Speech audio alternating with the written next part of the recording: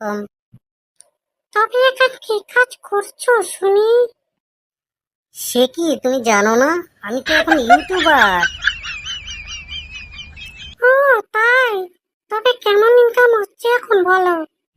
আগে আমি ভিডিও বানাতে জানতাম না, কোনো কিছুই করতে পারতাম না, শুধু ঘুরে বেড়াতাম। যখন থেকে ইউটিউবে ঢুকেছি তখন থেকে আমি সব জেনে গেছি। কি জেনেছো শুনি? ইউটিউবে ঢোকার পর আমি জানতে পারলাম কোনো বালটাই আমার ছেঁড়া হবে না। এখন শুধু বৃন্দাবনে যাব, টুনটুনি ধরবো, নিয়ে ঘুরে বেড়াবো। তোরা শুধু একটু আশীর্বাদ করিস।